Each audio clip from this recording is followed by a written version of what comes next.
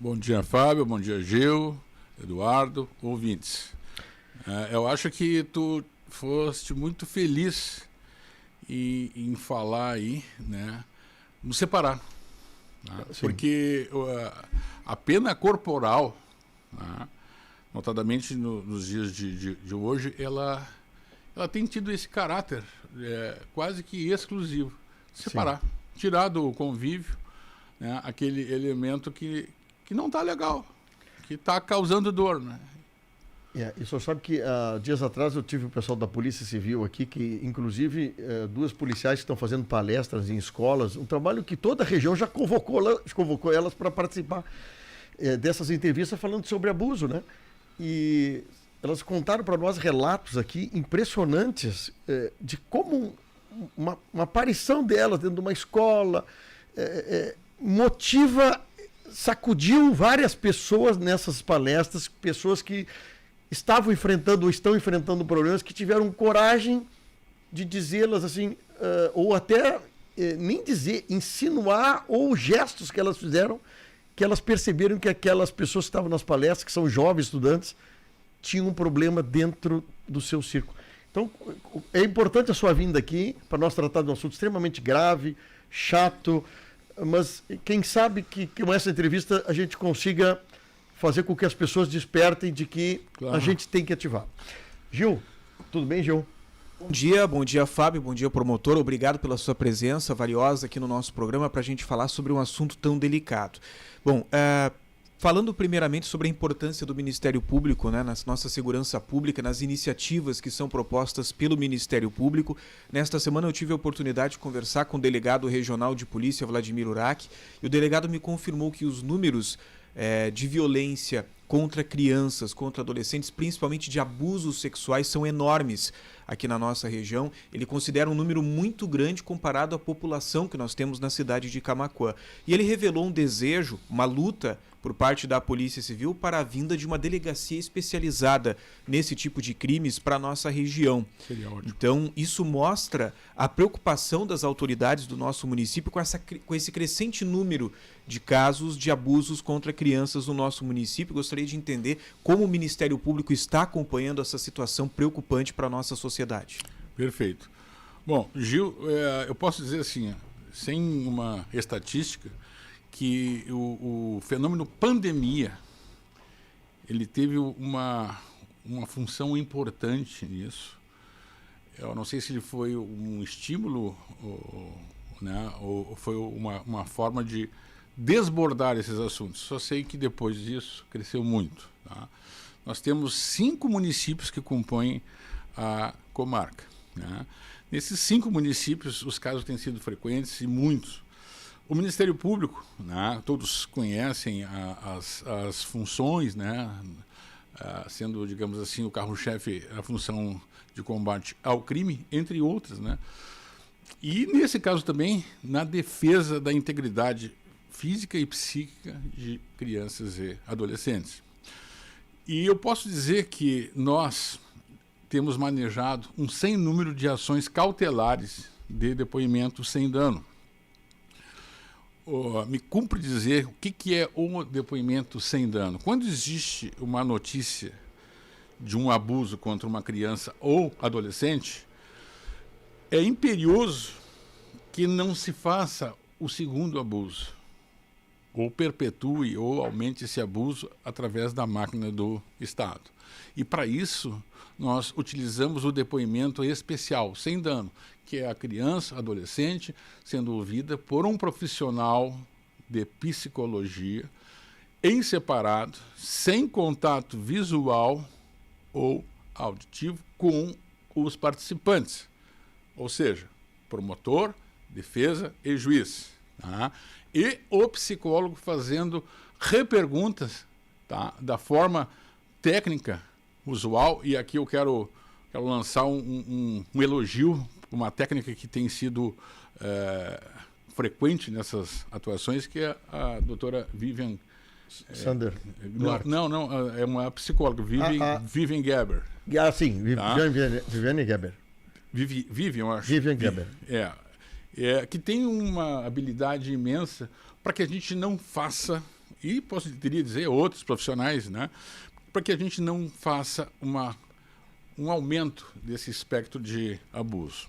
Bom, né, passada essa eclusa, né, pelo depoimento, que vai ter uma valoração imensa, nós vamos manejar ou não uma ação penal. Muitas vezes o elemento já está preso porque existe uma necessidade de garantir a ordem pública ou a integridade da própria vítima, etc., né? E muitas vezes, decorrente desses depoimentos, nós efetuamos pedidos de prisão preventiva. E se o juiz negar, nós vamos recorrer, né? O Ministério Público, quando está convicto e postula, via de regra, se não houver uma resposta jurisdicional de acordo, ele vai recorrer, né? E na atuação desse processo, nós temos sido muito combativos, né? Nós temos um caso que eu vou pedir, embora tenha havido até já sentença, mas não vamos falar em nome, até porque todo mundo vai saber os nomes, né? Mas eu vejo assim como um grande marco para esses casos aí, para a defesa desses interesses, né? Por quê? Porque ele passou por barreiras incríveis. A primeira barreira da vergonha. Qualquer um de nós, tá, adultos, tá, se fôssemos vítimas de um abuso, íamos ponderar muito em retratar isso de uma forma ou outra para quem quer que seja. Imagina uma criança e um adolescente. Tá? Então, essa é a primeira barreira que se tem. A outra, a grande hipocrisia social. Faz de conta que não é, né? Nos casos concretos, se tenta fazer até, não, isso não foi nada, não foi nada e tal, né? E aí, essas questões muitas vezes se perdem, né? Elas se diluem e o tempo apaga, né? Essa barreira, no caso concreto que nós estamos falando, né? Sim. Que resultou numa pena de 44 anos de reclusão, uma sentença bem posta, né? Tem que fazer elogios rasgados aqui ao judiciário, ao senhor doutor juiz que lançou essa sentença, doutor Daniel Fleury, bem posta, né? Que agradou a sociedade e, agradando a sociedade, sendo justa, agrada ao Ministério Público. Nesse caso, né, afora esses depoimentos sem dano, tivemos assim a presteza e até a graça, né, e com atuação muito boa da Polícia Civil também, de ouvir vítimas do passado, de 30 anos atrás. Uma delas fez uma entrevista conosco. Eu aqui, soube, né? Eu soube. E essas vítimas, elas se ressentem compungidamente, doloridamente, desses abusos de anos atrás. Então, se porventura, nessas reclusas que eu falo, que é a vergonha, que é a hipocrisia social, que às vezes assim, a posição social que os abusadores assumem, que em tese, né, seria capaz de afastá-los, né? Imagina o que nós estamos criando como pessoas lá adiante. Imagina as pessoas carregando um peso desse 30 anos depois, chorando na frente de promotor, juiz, defesa. E uma dessas pessoas tem 38 anos. Essa entrevistada que nós fizemos, 38 anos, e ela mais de 30 anos que foi vítima. Ela se sentiu aliviada, mas ao mesmo tempo ela é arrependida de não ter anunciado antes, ter feito antes. Mas ela se achou no momento dela, né, certa, naquele momento de falar. Mas quanta coisa poderia ter sido evitada, mas não dá para julgar essas pessoas. Eu vou referir aqui, Fábio, um depoimento muito valioso que foi da doutora Renata Mainz, que eu acho que todos conhecem, né? Sim. Que atuou no caso de uma forma privada e foi testemunha. E ela disse que o expor, liberta. Tira um grande peso. né? Então, certamente isso ocorreu com essa moça, senhora, né? Depois de 30 anos. 30 anos não são 30 dias. Vocês imaginam uma pessoa carregar isso por 30 anos? Não, e a família dela foi saber de coisas através da entrevista aqui. Sim. Quer dizer, E agora, imagina isso. Vocês imaginem pessoas do lado contrário tentando mitigar situações dessa ordem. Como se não fosse nada. Não vou relatar os depoimentos aqui, mas são questões, foram fatos que foram enfrentados por este promotor nas audiências. Né? A ideia era minimizar, dizer que tudo era uma história e tudo mais. Bom, certamente vai haver recurso defensivo, né? E então vamos dizer assim, essa questão não transitou em julgado. O que é transitar em julgado? É quando não existe mais a possibilidade de se reformar aquela decisão. Tá? Então, ela estaria em aberto. Vejo como técnico que não será tão fácil reverter, né? Pela condição técnica da sentença, né? E da instrução. Tá? E depois vem a fase de execução penal, que aí eu sou um grande crítico, né? Acho que, não sei se alguém já viu eu atuando em júri. No júri eu quase sempre falo que nós estamos buscando uma pena ali, né? E aquela pena, por maior que seja, ela vai ser muito mitigada em execução penal. Aí é outro capítulo que a gente tem que...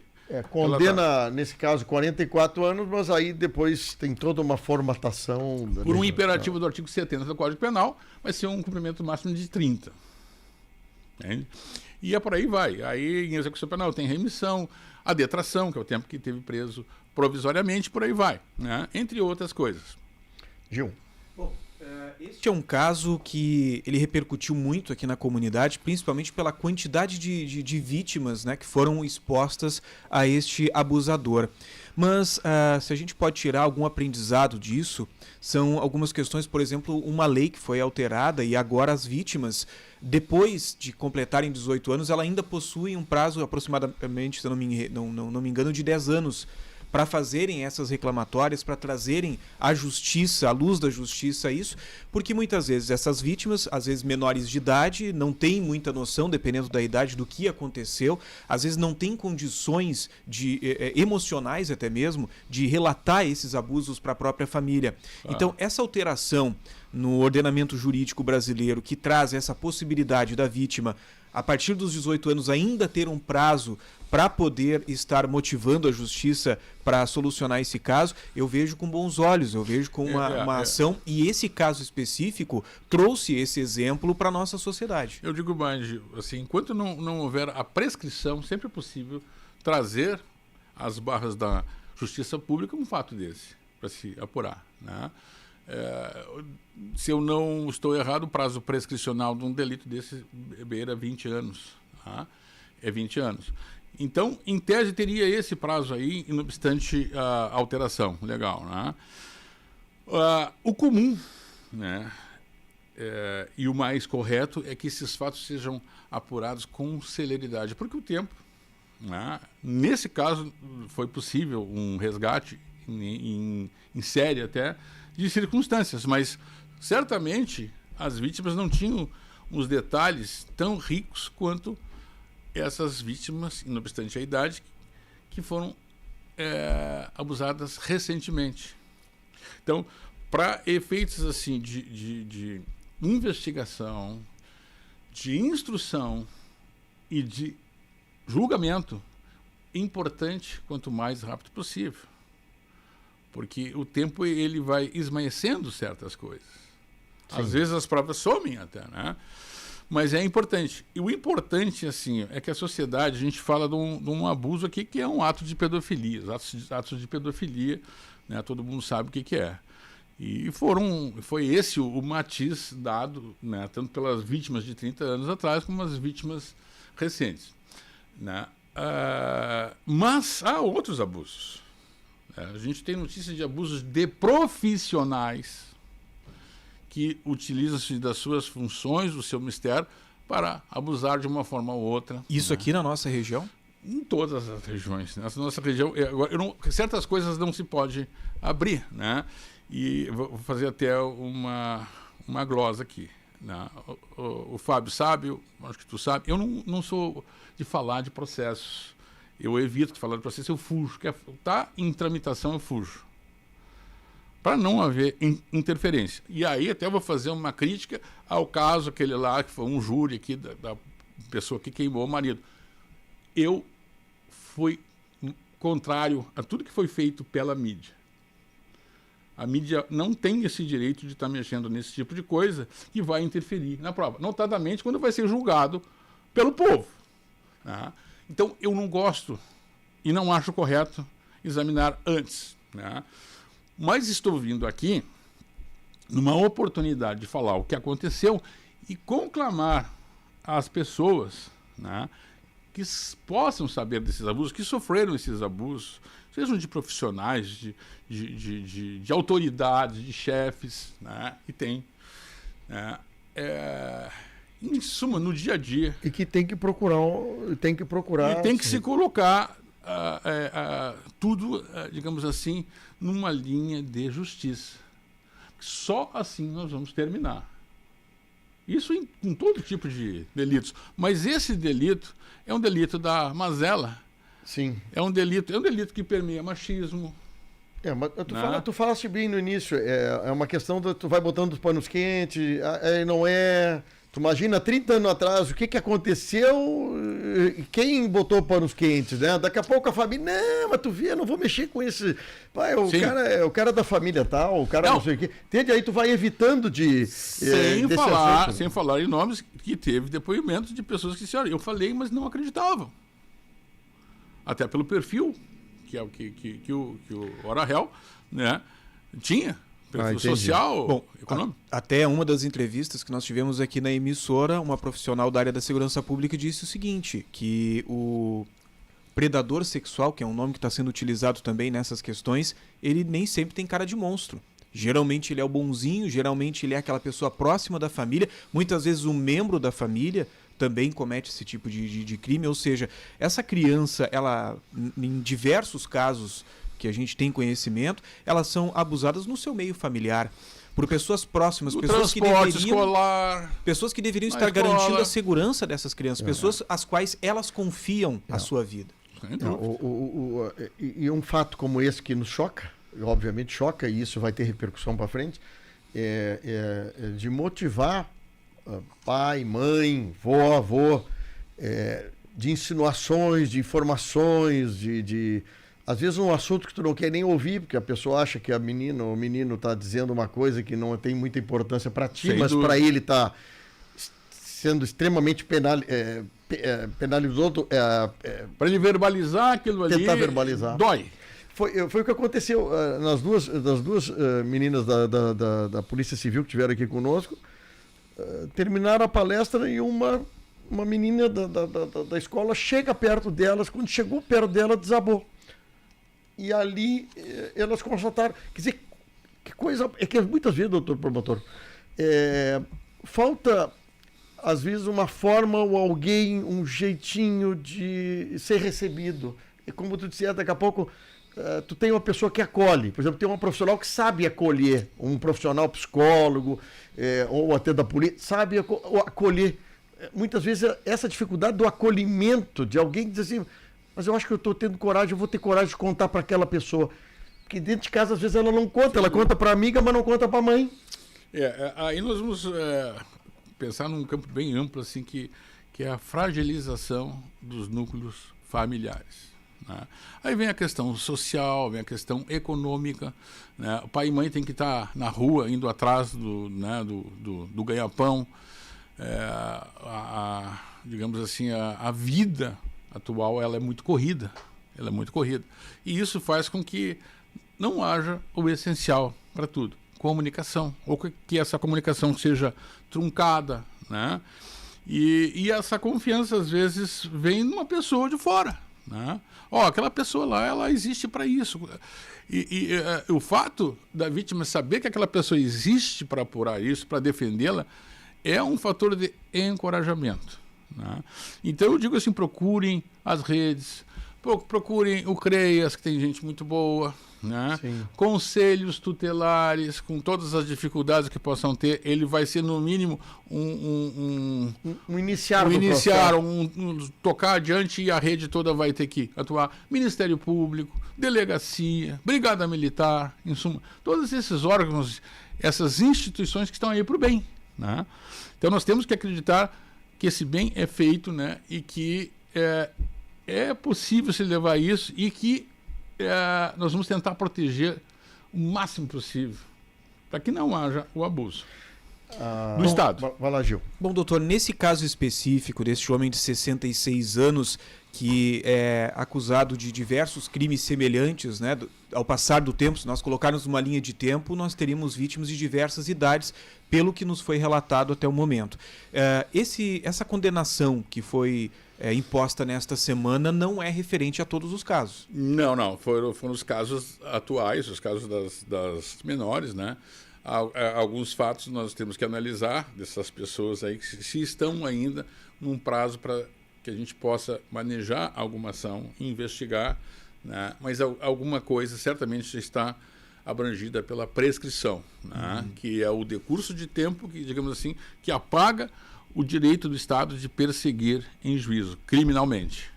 Existe prescrição nesse caso? Né? Há posição contrária, tá? Há posição contrária. Mas, assim, num garantismo, tá? Que a gente vive e é muito forte, isso vem de todas as cortes, vamos pegar pela posição de maior risco, né? A gente pode até sustentar, né, a imprescritibilidade, mas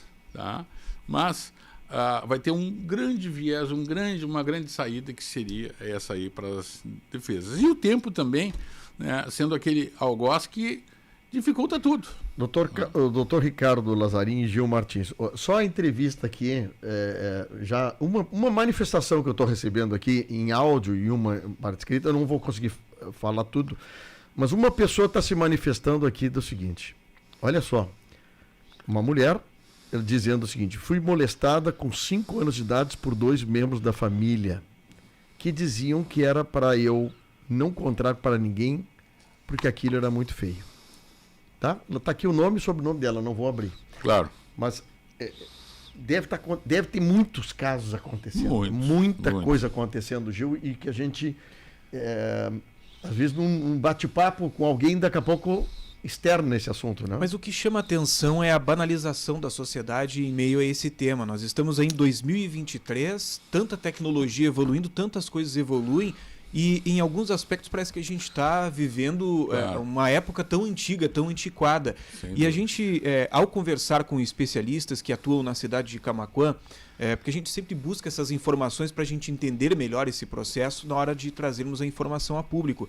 Falam que existem algumas famílias que tratam com naturalidade esse tipo de coisa. Existem famílias as quais, isso não é um fato novo, é um fato que já deve ter chego ao conhecimento promotor em diversas ocasiões, em que o avô de uma criança, ele é o pai de um filho, ou seja, dentro do mesmo núcleo familiar, e as demais pessoas que convivem em meio àquilo tudo, tratam com naturalidade. Gil, assim, sem dar indicativos de nome, etc. Eu, quando cheguei aqui, a minha promotoria era especializada e tinha agregado a ela a atuação de custos legis na área de família.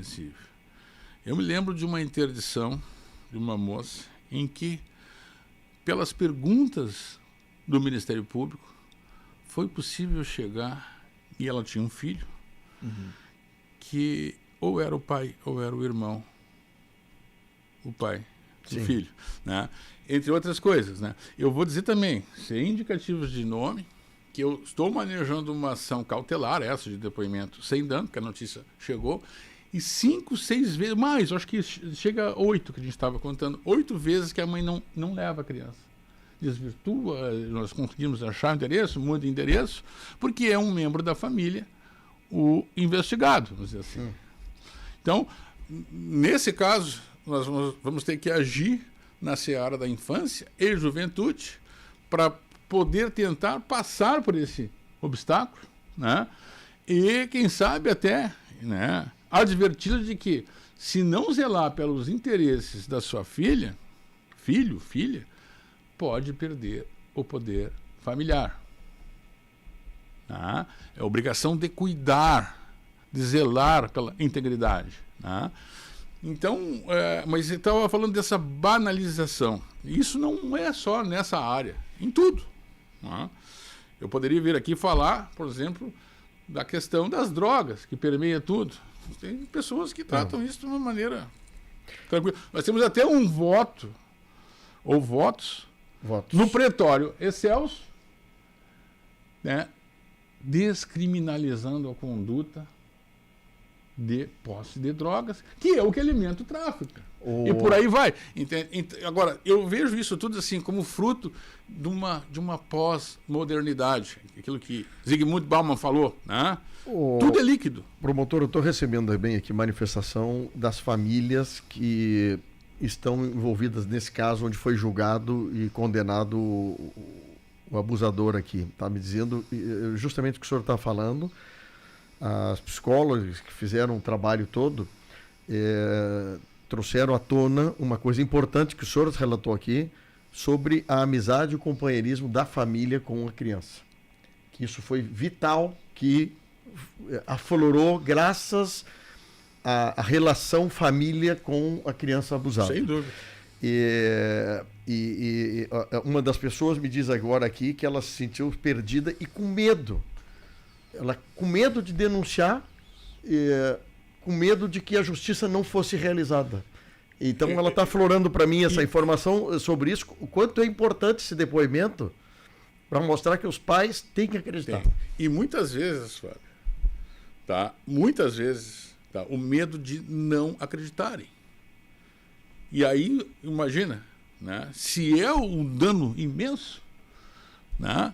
Imagina se vai lá e fala, ó, pai, mãe, tio, vovó, e isso é deixado de lado. Vocês imaginem o espectro do dano. Aliás, doutor, eu conversei com alguns familiares dessas vítimas, principalmente menores de idade, e com uma das vítimas maior de idade eu tive a oportunidade de conversar também. E eu preciso dar os parabéns a esses familiares dessas vítimas, porque há um diálogo dentro dessas residências, há um diálogo dentro das casas, ouviram o que essas crianças falarem. Teve avô que conversou com a neta, teve tio, teve os próprios pais conversando com essas crianças, acreditando no relato delas, principalmente. É isso aí, esse é um papel fundamental dentro das famílias, que o senhor citou agora há pouco, que é o diálogo dentro das famílias. Claro. Nós precisamos cada vez mais estarmos conversando e dialogando sobre tudo o que acontece com os membros daquela família, para que a gente entenda o que está acontecendo. E quando a gente fala sobre crianças, existem crianças que muitas vezes nem entendem muito bem o que aconteceu.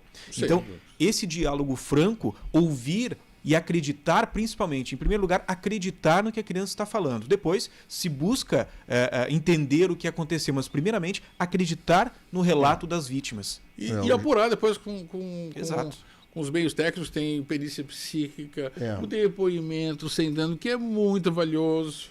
E por aí vai. Uma das questões que a gente prima é o seguinte, a linguagem usada pela vítima. De onde uma pequena vítima tira um termo daqueles?